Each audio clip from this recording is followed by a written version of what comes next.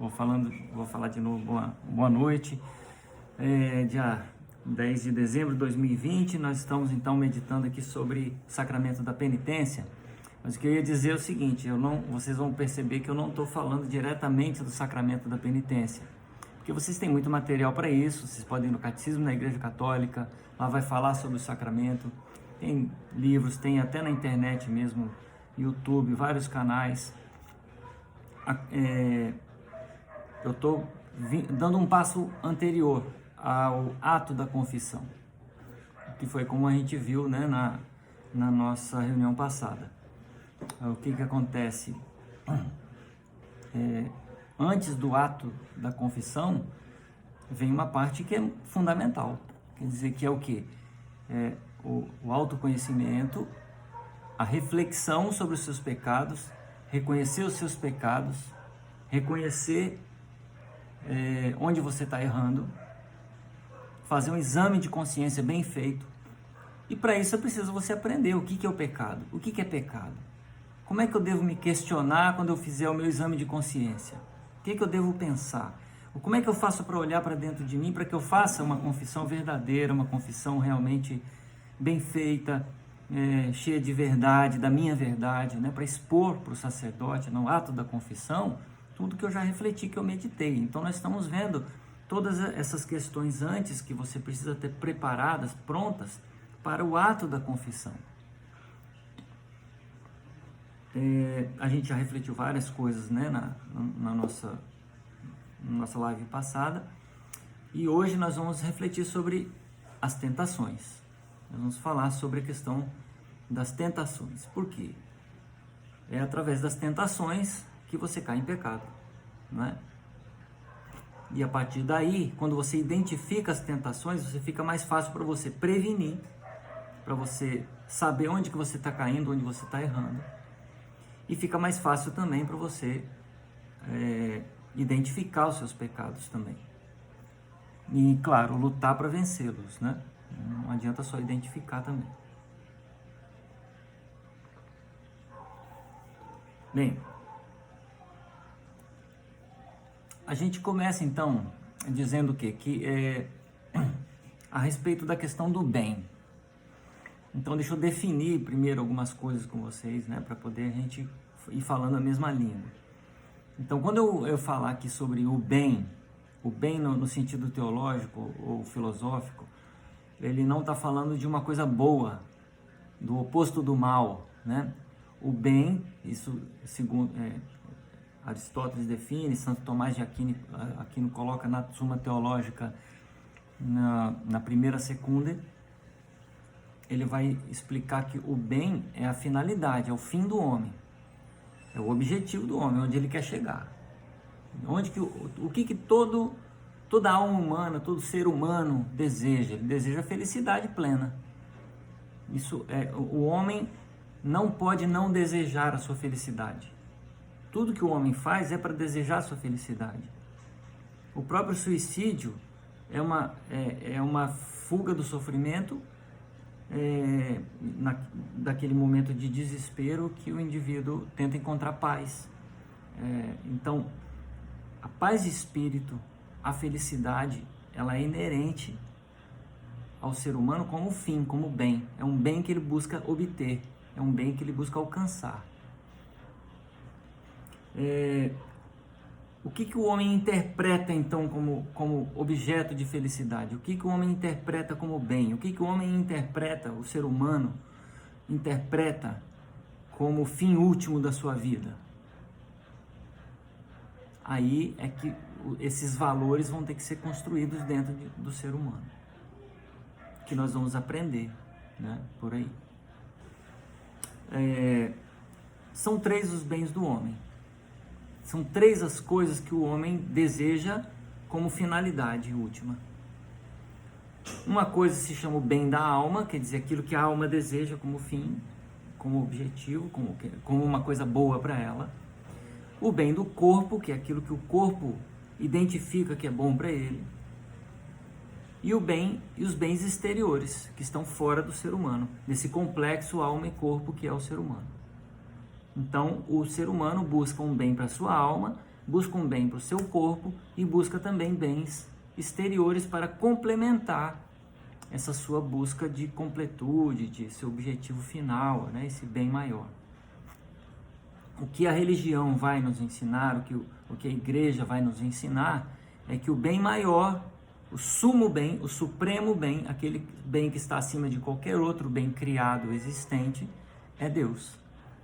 Então a igreja, na verdade, toda a doutrina católica, tudo o que nós fazemos na religião, a busca de Jesus, a busca do caminho de Jesus, os ensinamentos dele, toda a nossa vivência cristã, católica, ela é direcionada ao sumo bem, porque o nosso ser busca um bem que seja superior aos outros. E a igreja ensina que esse bem é Deus, é a união com Deus. Então o objetivo final do homem deve ser a união com Deus. Tá? Bem, o que a alma então busca como fim, como finalidade? Ela busca um apetite de louvor ou honra. Quer dizer, o que é importante para a alma? Não são as coisas materiais, são as coisas relacionadas à alma, as coisas imateriais. Por exemplo, a dignidade. Quando eu recebo um elogio, um reconhecimento de uma coisa boa que eu fiz, eu reconheço em mim o quê? Uma dignidade. A dignidade daquilo que eu fiz bem feito. E isso não é errado. Não é? Porque isso aí é um bem que a sua alma busca, natural. E Deus deu a você essa dignidade de ser humano. O ser humano foi criado bom, para fazer coisas boas. Então, o bem da alma é um apetite que a alma tem por essa dignidade. Existe aqui um conceito de magnificência, de magnanimidade, vamos trocar a palavra, né? Então, a magnanimidade é aquela é uma virtude que faz a pessoa realizar grandes coisas. A magnificência seria realizar grandes coisas para o reino de Deus, no trabalho religioso. Mas a magnanimidade é uma virtude de realizar grandes coisas.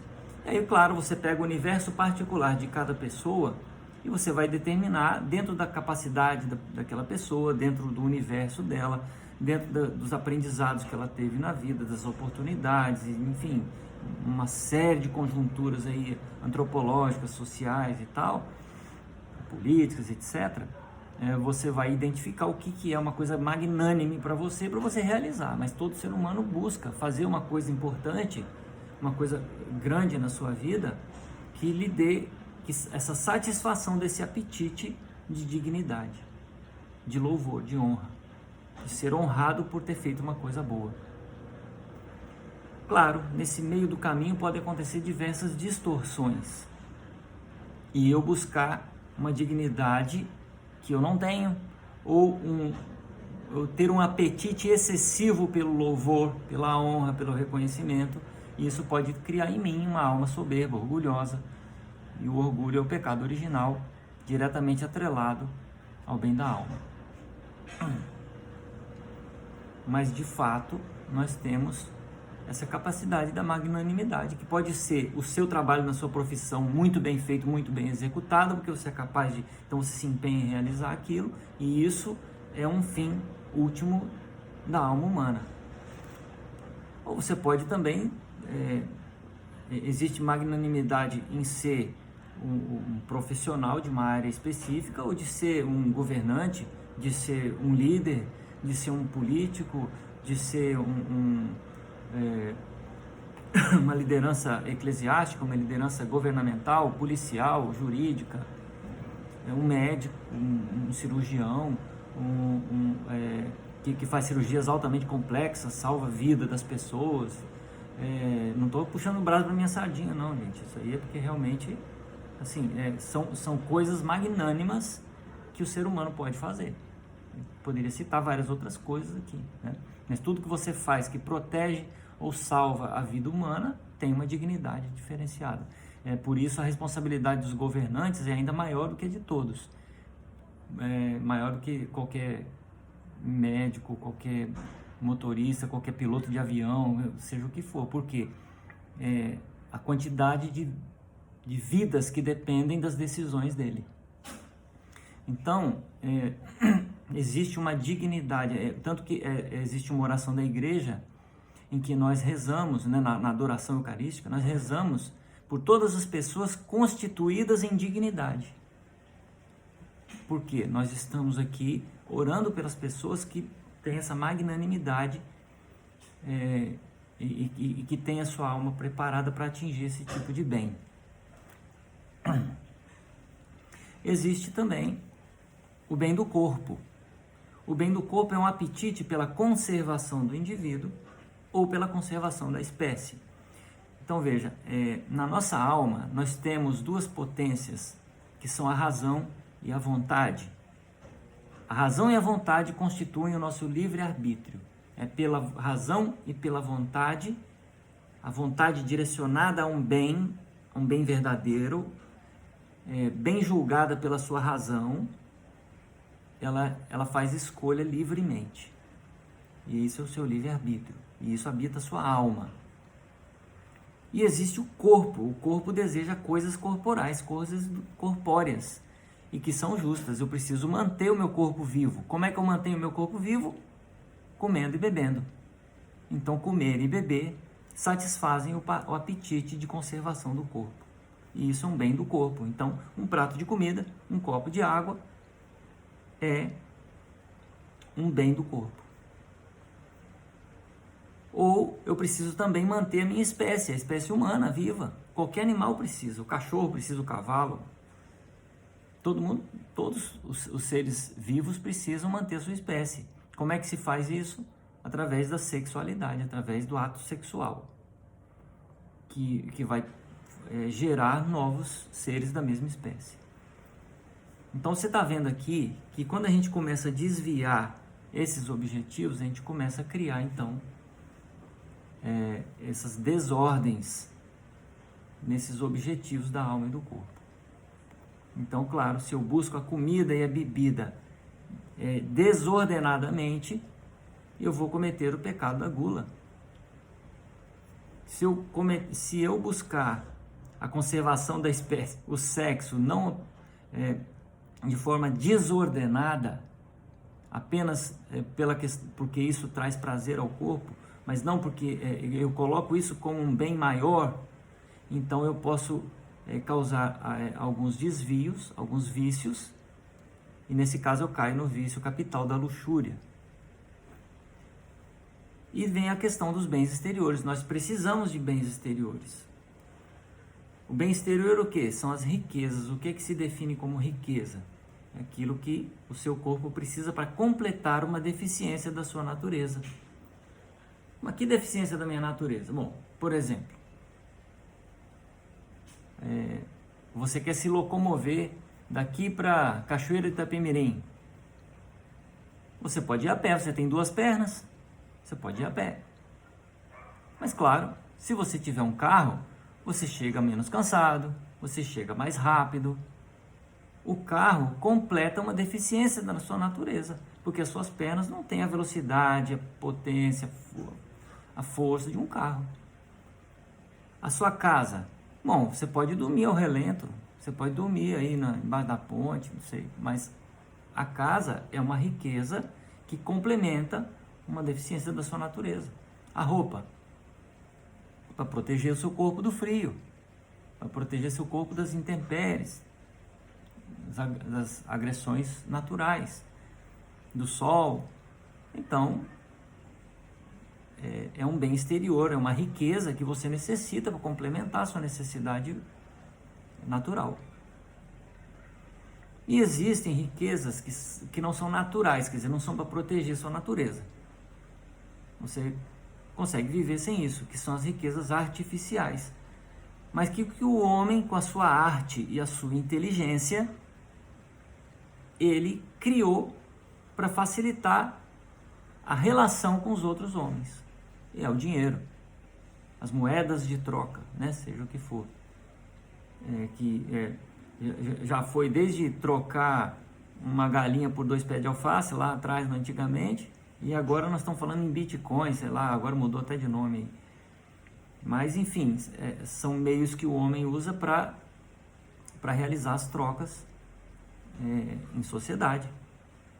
Tudo isso, estando bem ordenado, é justo, é um bem, é um objetivo, uma finalidade que você tem de alcançar, né? O problema são os desvios. Então, quando eu começo a buscar essas riquezas excessivamente, eu vou me tornar uma pessoa avarenta. E a avareza é a raiz de todos os pecados. O orgulho é o pecado original, a avareza é a raiz, é aquela que alimenta todos os outros pecados. Por quê? Porque você, à medida que você busca excessivamente os bens materiais, você passa a cometer os outros pecados. E quando você tem muitos bens materiais, fica mais fácil você cometer também alguns outros pecados capitais, como a gula, a luxúria, e aí entra a questão da inveja, enfim, mas todos aqueles pecados. Então, você percebe que existe um ordenamento natural e o homem busca esses bens, o bem da alma, o bem do corpo e os bens exteriores. Isso é natural do ser humano. Nós vamos encontrar agora, à medida que a gente for discorrendo aqui sobre as tentações, nós vamos ver que nós somos tentados nessas três coisas. Observe que o número 3 na Bíblia, em toda a doutrina cristã, é um número muito importante, né? Se você for olhar, você encontra o número 3 em toda a natureza e até mesmo em Deus, que é sobrenatural. Bom, então falando do número 3 mais uma vez, existe a tríplice concupiscência. O que seria a tríplice concupiscência? Quer dizer, três coisas que corrompem através da concupiscência. O que é a concupiscência? Aquilo que eu falei do bem do corpo, da necessidade de procriar a sua espécie ou de se manter como indivíduo vivo, aquilo vem de uma potência chamada concupisciva, potência concupisciva, que é o quê? A necessidade que o corpo tem de obter a manutenção da espécie e a manutenção do indivíduo, através da comida, da bebida e do sexo. A concupiscência é a desordem, é a busca excessiva, a busca desordenada desses bens. E são três. Bom, nós temos aqui a carta de São João, a primeira carta de São João, veja, não é o Evangelho, hein? Lá atrás, no finalzinho da Bíblia. Primeira carta de São João, no capítulo 2, no versículo 15 e 16, ele vai falar assim, olha: não ameis o mundo, nem as coisas do mundo. Se alguém ama o mundo, não está nele o amor do Pai. Porque tudo que há no mundo, a concupiscência da carne, a concupiscência dos olhos e a soberba da vida, não procedem do Pai, mas do mundo. Então, o desejo desordenado da carne, o desejo desordenado dos olhos e a soberba, o orgulho, as vaidades da vida, essas coisas são as três coisas que existem no mundo que não procedem do Pai e que causam no ser humano um amor, uma atração. Nós temos então uma atração natural, um amor natural, pelo desejo da carne, pelo desejo dos olhos, do que a gente vê e deseja, e pela soberba. Onde é que a gente encontra especificamente essas três coisas? Concupiscência dos olhos seria o desejo do poder. Eu vejo uma coisa, eu desejo possuir. O que é o poder? O poder é possuir. Então, eu tenho desejo de possuir uma determinada coisa, porque eu vi essa coisa. Isso Jesus mesmo disse, né, que os olhos são a luz da alma. Então, eu olho isso entra no meu ser humano, no meu cérebro, no meu entendimento, no meu conhecimento, e eu desejo possuir aquilo. Então esse é o desejo do poder, entra pelos olhos. A concupiscência da carne são os prazeres da vida que eu sinto na minha carne, nos meus 5 sentidos. Principalmente o sentido do tato. Então são coisas que me dão prazer carnal. Esses são os prazeres da vida. Os prazeres do comer, da mesa e da cama, né, como diz Santo Tomás. O comer, o beber e o prazer venial, genital. E existem outros prazeres, que é a soberba da vida. A soberba da vida é o quê? É a tentação das riquezas. A tentação das riquezas não fica apenas na questão do poder.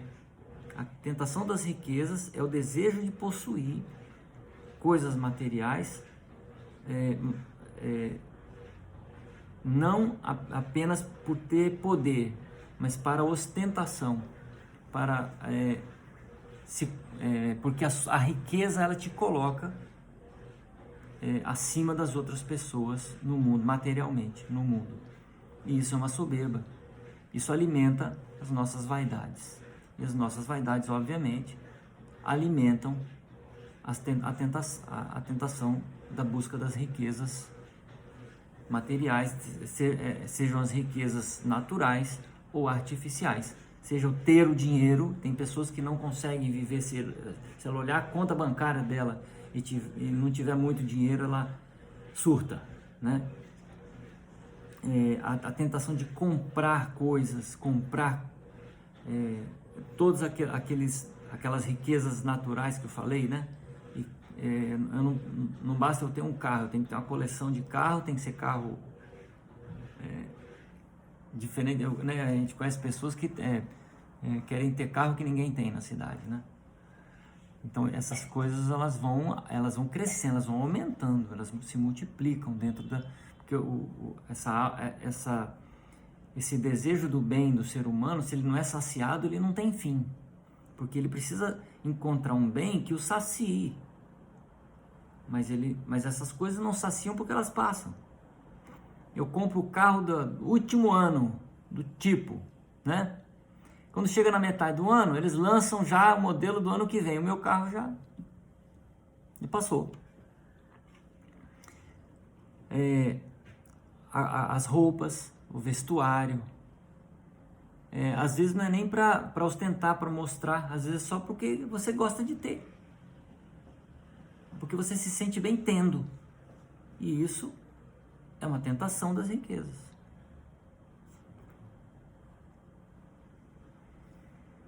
Bem, o que impulsiona a gente a querer, a desejar essas coisas, né?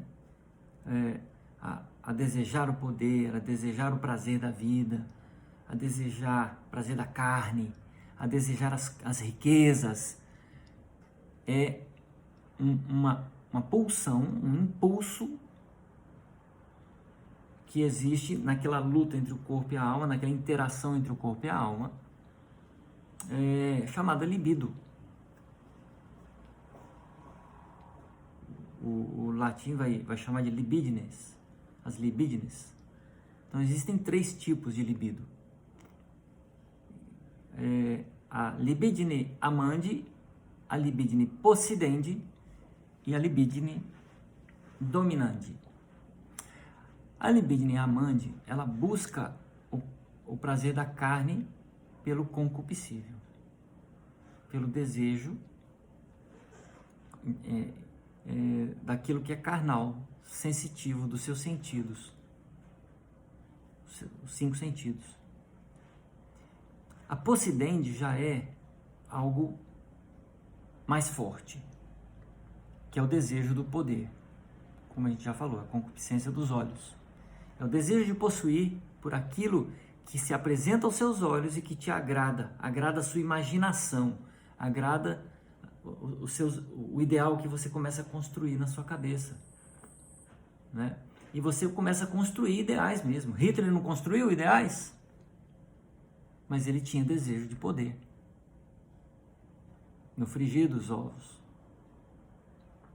Stalin, quando começa a disseminar o comunismo, ele tinha a intenção de que o comunismo tornasse as pessoas iguais, tornasse as pessoas melhores, tornasse as pessoas boas.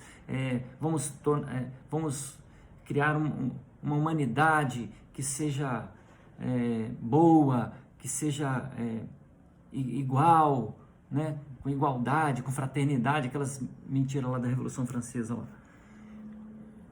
Não, o desejo era poder. A própria Revolução Francesa, o desejo era o poder que entrou pelos olhos e ampliou a imaginação.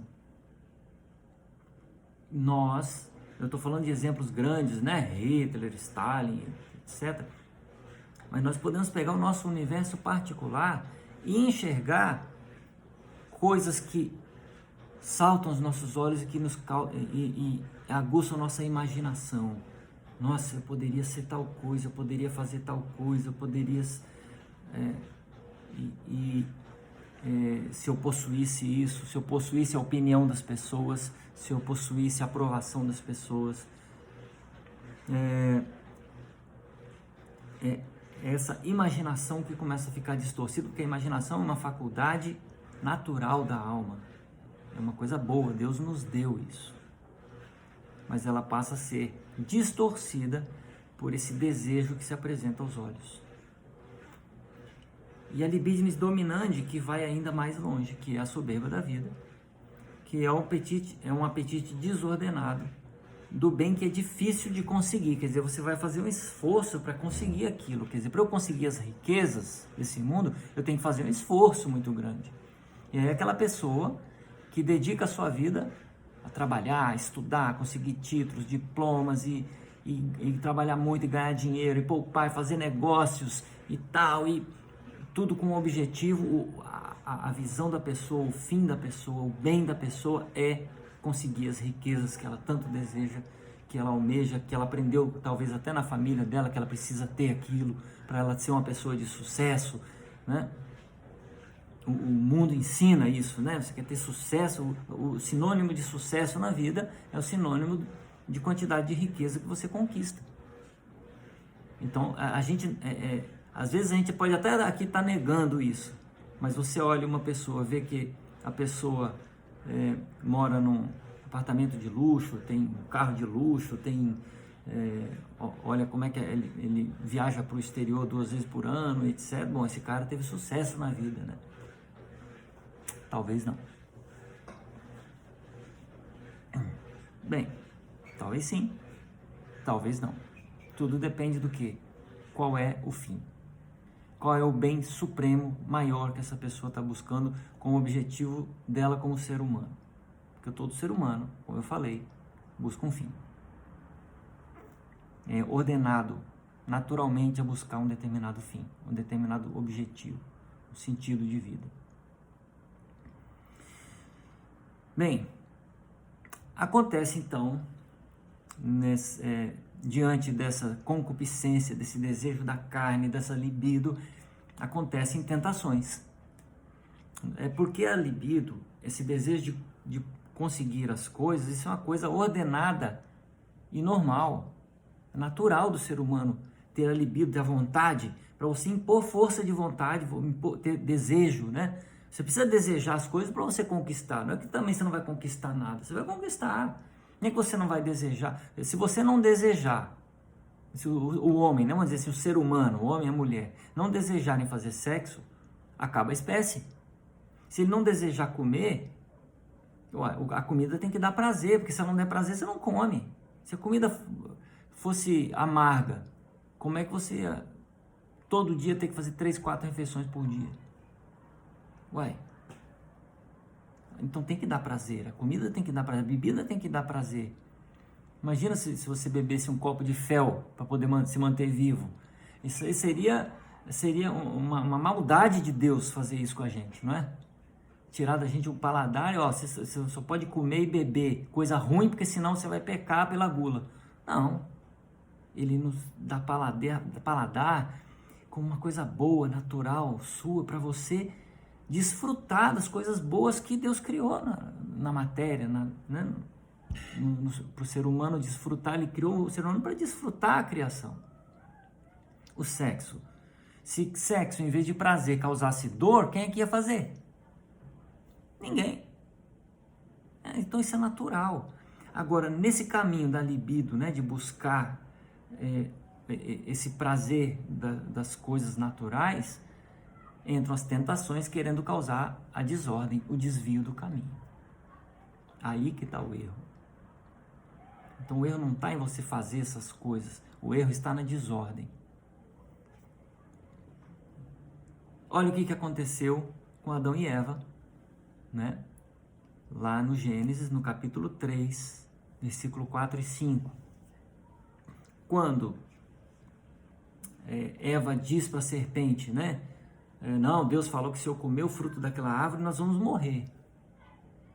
O que a serpente responde? Oh, não!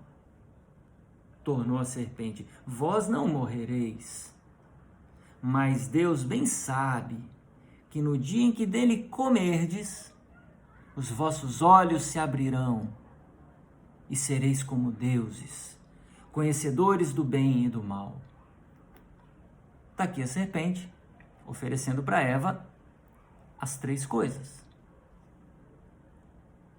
O bem do corpo, quando comerdes. O bem da alma, a concupiscência dos olhos.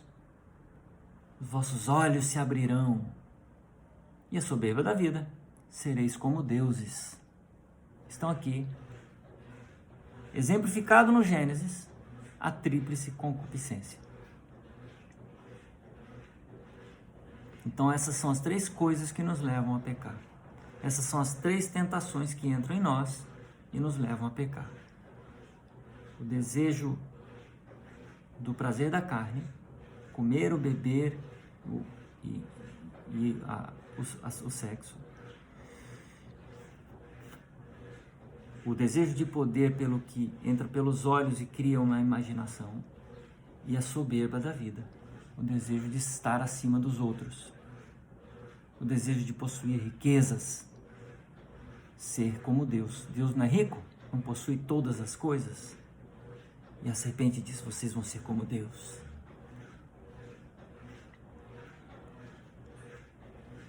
Aqui a gente identifica, então, uma mentira, né? E isso é uma coisa importante para você identificar. A gente falou disso na semana passada. Identificar onde é que você começa a pecar. Onde é que o pecado começa a entrar. Ele entra pela mentira. O Satanás é o pai da mentira. O diabo é o pai da mentira. Então ele entra com uma mentira. Vós não morrereis. Deus está enganando vocês. Ele entra com uma mentira. Uma mentira sutil. Então, quando você parar para pensar nos pecados que você cometeu, nos pecados que você comete, ou nas coisas que você está em dúvida se aquilo foi pecado, se não foi, se você está analisando isso, então para e reflete se isso não começou com uma mentira. Principalmente, como nós estamos falando aqui de autoconhecimento, a mentira que você conta para você mesmo. Essa mentira. Bom, e aí você vai começar a identificar que você teve um desejo desordenado no comer, ou no olhar, ou no desejo de poder. Veja, seguindo ali no Gênesis, já agora no capítulo 3, no versículo 6, a mulher vai então reagir a essa tentação da serpente. A mulher, vendo que o fruto da árvore era bom para comer, agradável aspecto, olho, e muito apropriado para abrir a inteligência, olha aí tudo descrito, hein? Tomou dele, comeu e apresentou ao seu marido, que comeu igualmente. Então eu vou comer com consciência da carne. Era bom para comer. Me causou uma libido que me leva a desejar o prazer da carne. De agradável aspecto, agradável aos meus olhos. Então as coisas que te encantam nos olhos abrem a sua inteligência, mas na verdade é a área da inteligência que nós chamamos de imaginação, né? Aquilo que eu projeto que pode vir a ser na minha mente.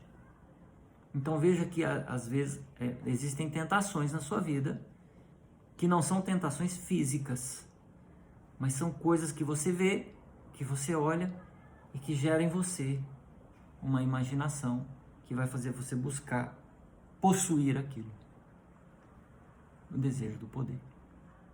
E aí você vai começar toda uma luta para conquistar aquilo. E aí entra a questão da soberba da vida, da vaidade. Após isso, nós também acabamos servindo de tentação para os outros, porque quando eu replico um pecado, quando eu cometo um pecado que a humanidade comete, eu estou reforçando aquele pecado como um hábito da sociedade. Eu olho as pessoas cometendo um determinado pecado e tomo aquilo como um conceito natural da sociedade. Só que talvez as pessoas estão olhando para você cometendo um determinado pecado e tomando aquilo como uma coisa natural da vida também. Então nós também somos responsáveis, em algum grau, pelo pecado social que se comete. Nem que seja apenas com seu testemunho de vida. Ou a falta dele, né? A distorção dele. Bem, Jesus Cristo, ele foi o ser humano perfeito. E ele veio ao mundo e passou por tudo aquilo que nós passamos, inclusive pelas tentações. Jesus tinha uma alma humana? Tinha. Tinha alma divina, tinha uma alma humana. Jesus tinha uma alma humana, como a nossa, susceptível às tentações do bem da alma, dos bens da alma. Jesus tinha um corpo? Tinha, como o nosso, susceptível às tentações dos bens do corpo. Jesus necessitava de riquezas? Riqueza no sentido que eu expliquei, né? As riquezas naturais, as riquezas artificiais? Sim, sim. Ele precisava de roupa, ele precisava de casa. Ele tinha casa? Não tinha. Ele andava vestido? Não tinha. O manto e tal, túnica. E o bem artificial do dinheiro? Uma vez ele não tirou, mandou Pedro pegar um peixe lá, abrir a boca, tirar a moeda e pagar o imposto? Dá a César o que é de César. Todas essas tentações que atingem o ser humano vieram sobre Jesus também.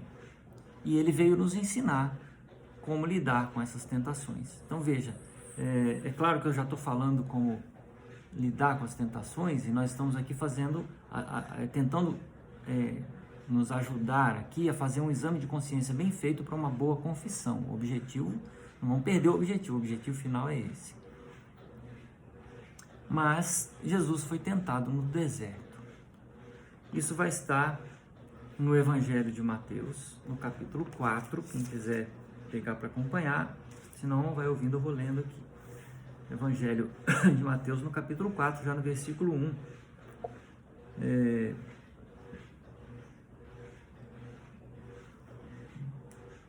Vamos ler do 1 ao 11 aqui.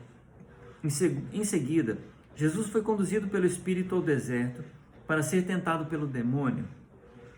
Jejuou 40 dias e 40 noites, depois teve fome. O tentador aproximou-se dele e lhe disse: se és filho de Deus, ordena que essas pedras se tornem pães. Jesus respondeu: está escrito, não só de pão vive o homem, mas de toda palavra que sai da boca de Deus. O demônio transportou a cidade santa, colocou-o no ponto mais alto do templo e disse-lhe: se és filho de Deus, lança-te abaixo, pois está escrito, ele deu a seus anjos ordens a teu respeito, proteger-te-ão com as mãos, com cuidado, para não machucares o teu pé em alguma pedra. Disse-lhe Jesus: também está escrito, não tentarás o Senhor teu Deus. O demônio transportou uma vez mais a um monte muito alto E lhe mostrou todos os reinos do mundo e a sua glória. E disse-lhe: dar-te-ei tudo isto, se prostrando-te me adorares. Respondeu-lhe Jesus: para trás, Satanás, pois está escrito: adorarás o Senhor teu Deus, e só a ele servirás. Em seguida, o demônio o deixou, e os anjos aproximaram-se dele para servi-lo. Palavra da salvação, glória a vós, Senhor. Bom, antes da gente entrar na questão dessa palavra, da tentação de Jesus no deserto, eu queria recordar uma coisa que vem um pouquinho antes aqui. Onde é que Jesus estava antes de ir para o deserto ser tentado? Ele estava sendo batizado por João Batista. Então vem o batismo de Jesus, e em seguida, o que acontece aqui? Olha, no versículo 1. Em seguida ao seu batismo, Jesus foi conduzido pelo Espírito ao deserto para ser tentado. O Espírito Santo, depois que ele veio sobre Jesus, conduziu Jesus para o deserto para que ele fosse tentado. Olha, as tentações de Cristo, elas vão falar de três coisas, né? Do lugar onde você é tentado, da experiência do jejum e da experiência da fome. Mas nós não vamos nos ater a tudo isso, né? Eu não tenho tempo para isso, para falar de todas essas coisas. Mas nós vamos pontuar o que é importante. Primeiro que, em comparação com o que aconteceu com Jesus, depois que você se torna filho de Deus pelo batismo, você vai ser tentado. Porque é assim a didática que Deus usa. É assim que Deus faz as coisas. Jesus foi batizado e foi conduzido pelo próprio Espírito Santo para o deserto para ser tentado.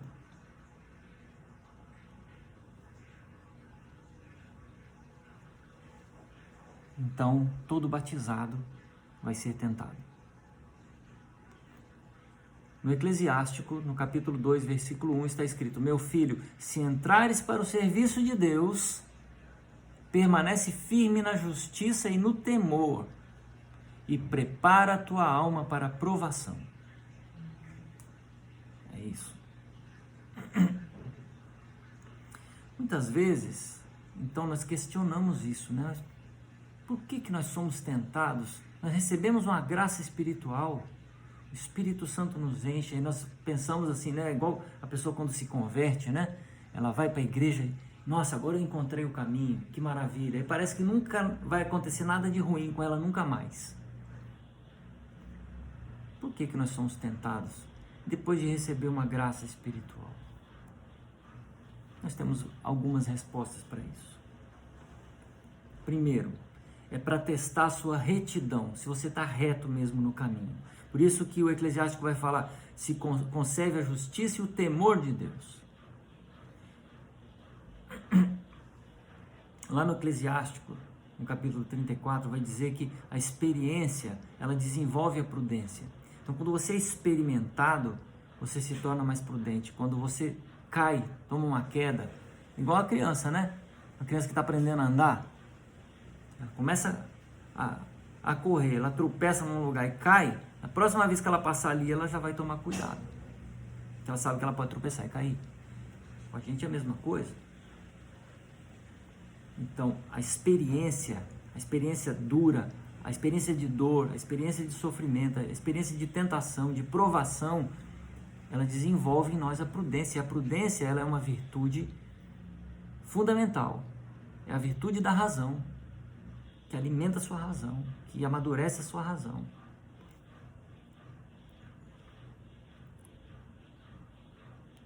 Segundo, para reprimir o orgulho. Nós também somos provados, passamos por essas experiências para reprimir o nosso orgulho. Como São Paulo dizia na segunda carta aos Coríntios, no capítulo 12, que ele tinha um espinho na carne, que fazia com que ele não se deixasse não deixasse aquilo tudo subir a cabeça dele. Ele era humano e passível de pecado como todo ser humano. Segundo, nós somos tentados, nós somos provados para confundir o demônio. Como assim confundir o demônio? Na história de Jó, isso é muito bem descrito. Já no primeiro capítulo, quando o demônio tem aquela palestra com Deus, né? Aquela discussão com Deus, querendo tentar Jó. Então, é isso, quer dizer, é para mostrar que se você passa por uma provação, mas confia em Deus, você confunde o demônio. Porque você reconhece que o poder de solucionar todas as coisas está na mão dele e não na sua. Então você deixa de ser soberbo quando você passa por uma provação de forma santa, resignada, confiando em Deus, confiando nele. O demônio estava esperando o quê? Que você fosse soberbo, que você tentasse resolver as coisas pela sua própria força, para que ele pudesse te derrubar mais ainda. Mas aí você vai entregar tudo na mão de Deus, você confunde o demônio.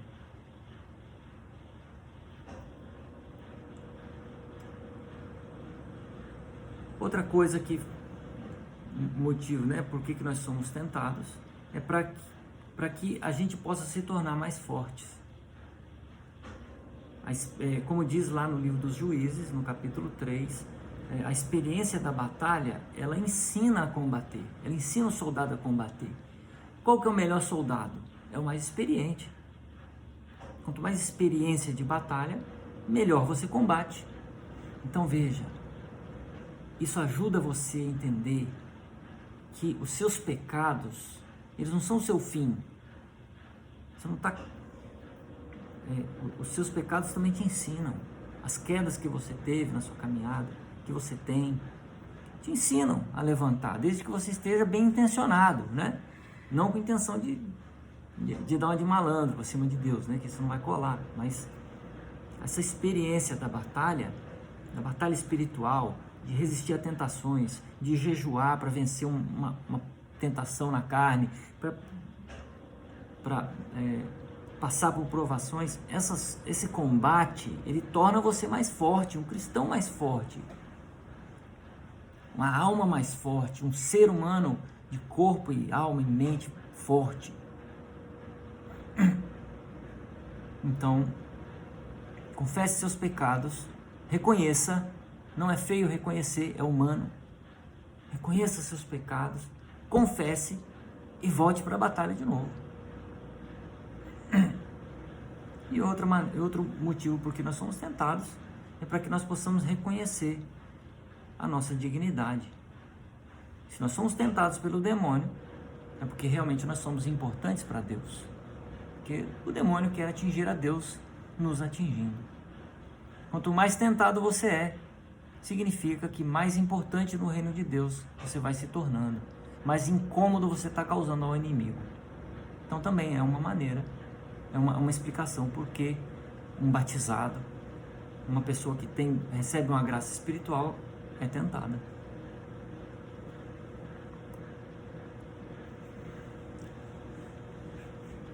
A questão do lugar, né? Eu vou passando aqui,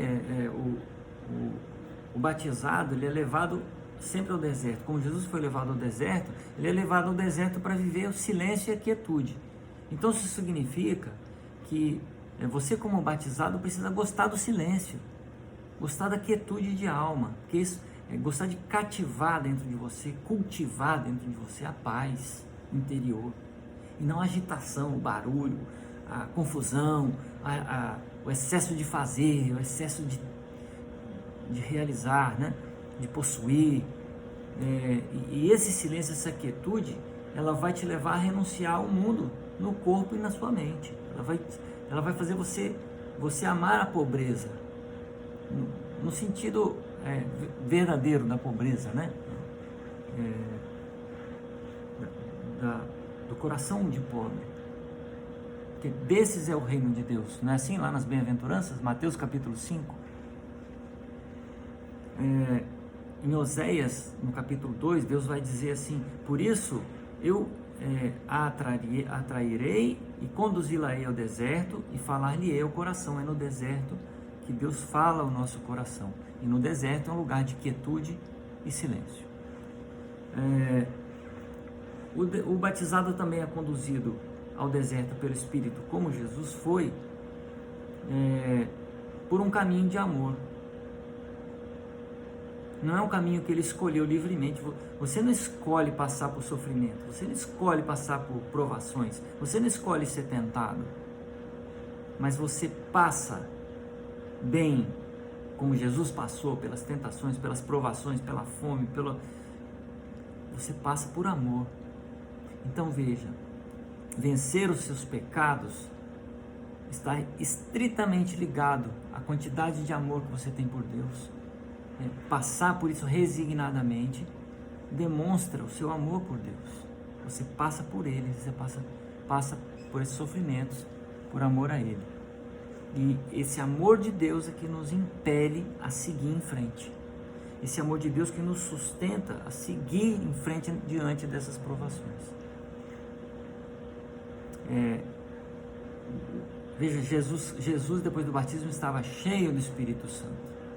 E nós, batizados, somos cheios do Espírito Santo. Temos dentro de nós o Espírito Santo.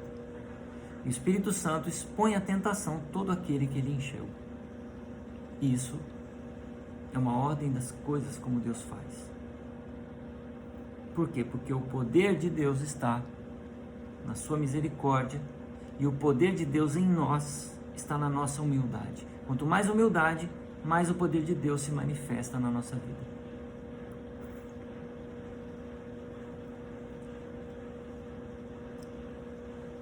Bem, deixa eu ir passando aqui para eu... Bom, o ataque da tentação, ele está presente, então, voltando àquela questão inicial, ele está presente na gula, na concupiscência da carne ou na luxúria, e isso vai ser combatido pelo jejum.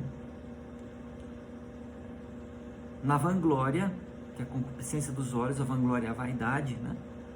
Então isso é combatido pela humildade, por atos e gestos de humildade.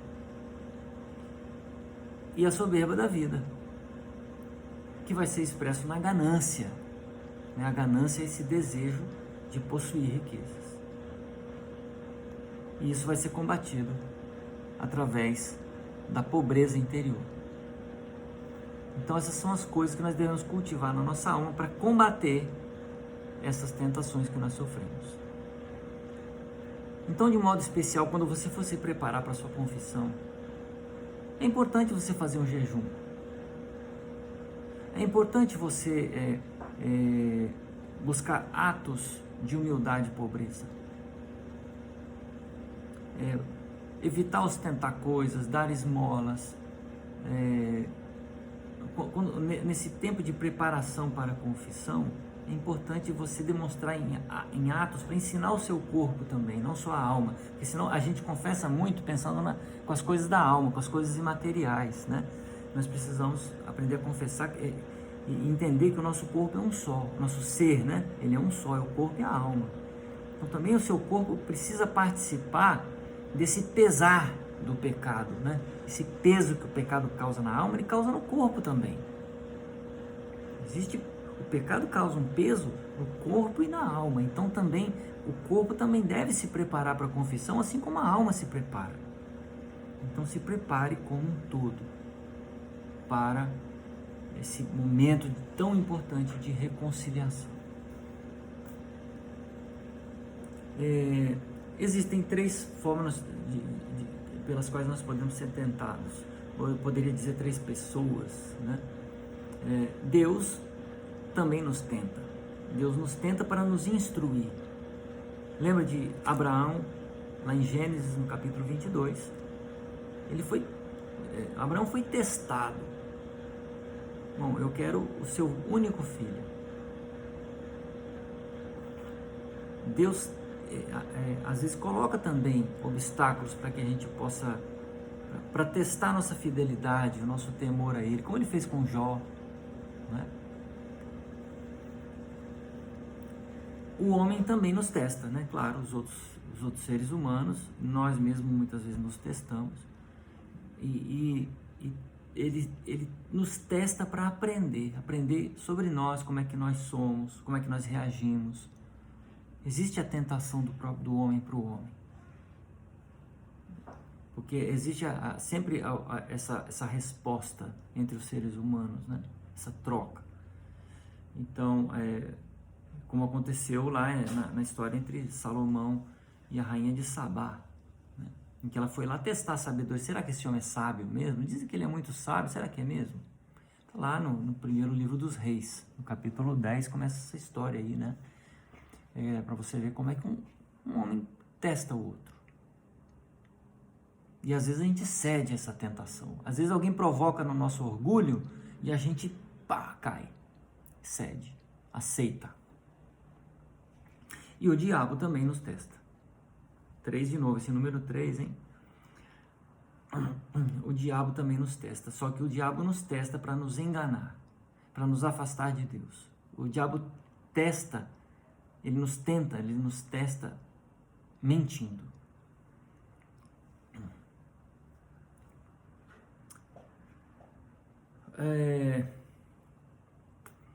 Lembrar sempre assim que o diabo ele nos tenta, ele nos testa sempre pelo nosso lado mais fraco. E dentre essas 3 coisas que a gente colocou, da concupiscência dos olhos, concupiscência da carne, soberba da vida, o ponto mais fraquinho nosso é a carne. Então o diabo começa tentando sempre pelos vícios do bem do corpo, pela gula e pela luxúria. Os pecados sexuais, os pecados dos prazeres da mesa. E nos prazeres da mesa, às vezes a gente está falando da gula de comer, né? Mas eu também estou falando de beber, bebidas alcoólicas, eu também estou falando de usar drogas. Tantos pecados, tantos vícios que nós adquirimos que nos dão prazer carnal, físico, afora a questão sexual, né?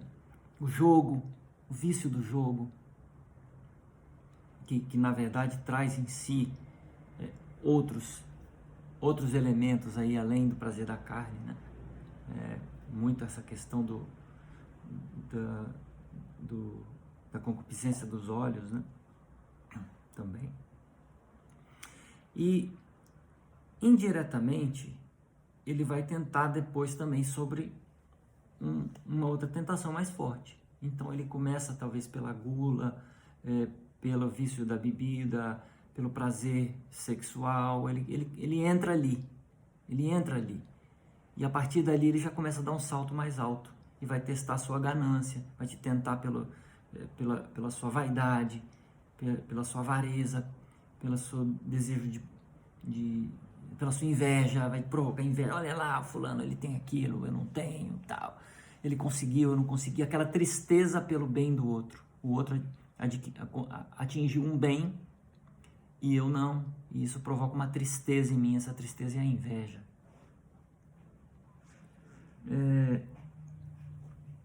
Quantas vezes, às vezes assim, são coisas corriqueiras, porque às vezes você pode ser tentado a achar que não, mas às vezes você tem, por exemplo, um sócio, ou um parente, ou uma pessoa conhecida que subiu na vida e conseguiu muitos bens através de meios injustos ou corruptos, e você fica mordido dele ter conseguido aquilo. Bom, você não pode invejar uma coisa dessa, não é? Mas às vezes na nossa carne, na nossa humanidade, a gente se sente ofendido, se sente ferido, porque o outro atingiu, mesmo que seja uma coisa por um meio ruim. Às vezes a gente fala que o outro também conseguiu aquilo ali roubando, fazendo mal, mas você, falando essas coisas, você também está murmurando contra o outro, você também está pecando. Também tem uma pontinha de inveja aí, senão você não ia falar, você não ia se importar. Então, a gente precisa ter cuidado, porque é muito sutil, entende? Tudo é muito sutil. E às vezes você parece que está muito justo, e às vezes não está.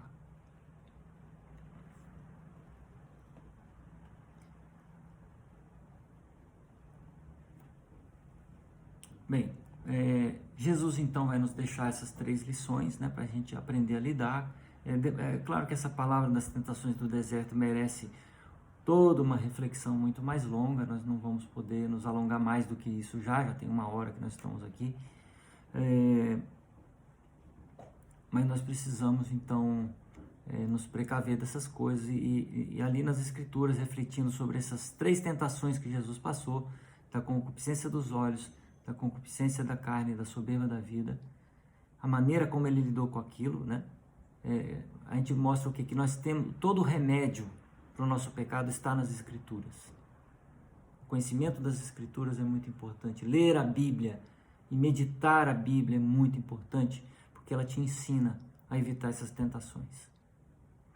Outra coisa é não entrar em acordo com o inimigo, mesmo que pareça uma coisa boa. Há males que vêm para bem, não é?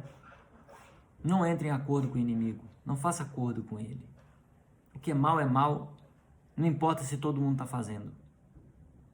O que é bom, não importa se ninguém está fazendo. Lembra do Eclesiástico, que a gente leu agora há pouco. Busque a justiça e o temor de Deus. E se prepare para a provação. Essa é a vida do cristão. Se você quer vida fácil, você não vai encontrar aqui. Aqui é o lugar de arrependimento, de reconhecimento, de misericórdia, de perdão, de recomeço, de reconciliação sempre. Não faça coisas inúteis só para mostrar que você pode, porque isso é vaidade. Bom, espero que tenha ajudado ao preparar sua alma, como eu também busco preparar a minha. Todos nós devemos buscar, nós estamos todos no mesmo barco, né? Para uma boa confissão, principalmente nesse tempo de advento, em que nós esperamos a vinda do nosso Senhor. Amém.